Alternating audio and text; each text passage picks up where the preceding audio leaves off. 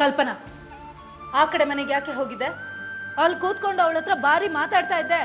ಏನೇ ಮಾತಾಡ್ತಾ ಇದ್ದೆ? ನಿನ್ನೆ ಕೇಳ್ತಾ ಇರೋದು, ಯಾಕೆ ಅವ್ರ ಮನೆಗೆ ಹೋಗಿದ್ದೆ? ಮಾತಾಡಕ್ಕೆ ಅಂತಾನೆ ಹೋಗಿದ್ದೆ. ಅವಳ ಹತ್ರ ಮಾತಾಡೋ ಅಂತದ್ದು ಏನಿತ್ತು ನಿನ್ಗೆ?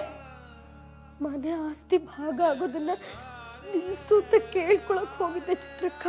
ಮನೆ ಆಸ್ತಿಲಿ ಭಾಗನ? ಹರಿ ಆಸ್ತಿಲಿ ಭಾಗ ಬೇಕು ಅಂತ ಮಾವನ ಹತ್ರ ತುಂಬಾ ಜಗಳ ಆಡಿದಾನೆ. ಅದಕ್ಕೆ ಹರಿಗೆ ಹೇಳಿ ಆಸ್ತಿ ಪಾಲಾಗೋದನ್ನ ನಿಲ್ಸು ಅಂತ ಕೇಳ್ಕೊಳಕ್ ಹೋಗಿದ್ದೆ. ಅದಕ್ಕೇನಂದ್ಲು ಅವಳು? ಅವಳು ಏನ್ ಹೇಳಿದ್ಲು? ಹರಿನ ನನಗ್ ಬಿಟ್ಕೊಡೋದಾದ್ರೆ ಆಸ್ತಿ ಪಾಲಾಗೋದನ್ನ ನಿಲ್ಲಿಸ್ತೀನಿ ಅಂತ ಹೇಳಿದ್ಲು. ಹರಿಗಾಗಿ ನಾನು ಆಸೆ ಪಟ್ರೆ ಈ ಮನೆಯವ್ರನ್ನೆಲ್ಲ ಕಳ್ಕೋಬೇಕಾಗತ್ತೆ. ನನಗೆ ಮನೆಯವರೇ ಇರ್ಲಿ ಅಂತ ನಿರ್ಧಾರ ಮಾಡಿದ್ದೀನಿ.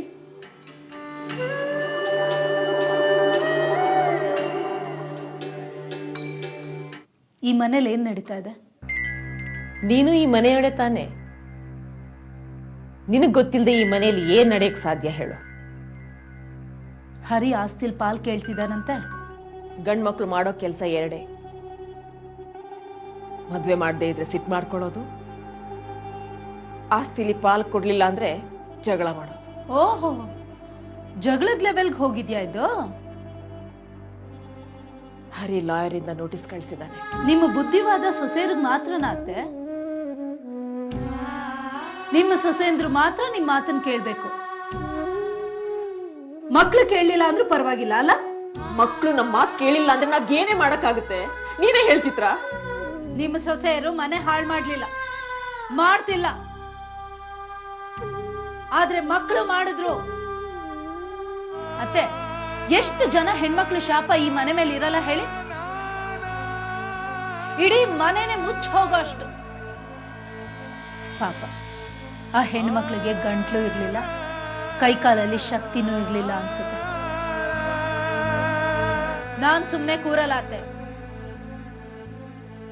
ನನ್ನ ಮೇಲೆ ಆಗೋ ಅನ್ಯಾಯನ ನಾನು ಸಹಿಸಲ್ಲ.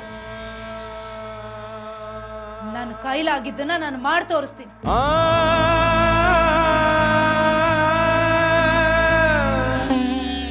ಏನೇ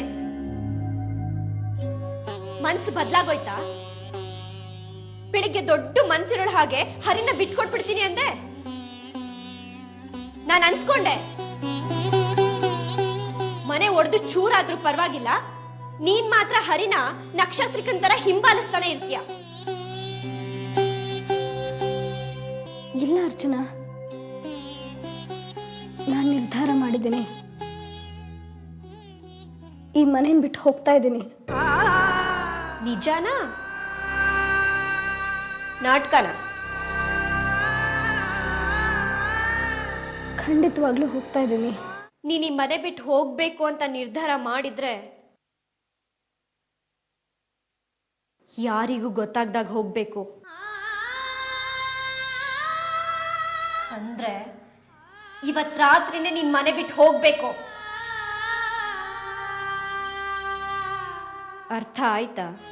ಸರಿ, ಇವತ್ ರಾತ್ರಿನೇ ಹೋಗ್ತೀನಿ. ಹಾ, ಹೌದಾ? ಇವತ್ತೇ ಹೋಗ್ತೀಯಾ? ಹೌದು. ನನ್ನಿಂದ ಈ ಮನೆ ಹೊಡಿಬಾರ್ದು. ಖಂಡಿತ ಹೌದೇನೆ?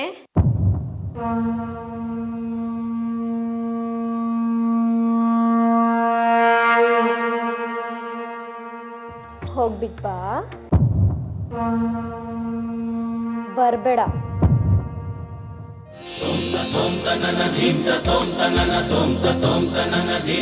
Tom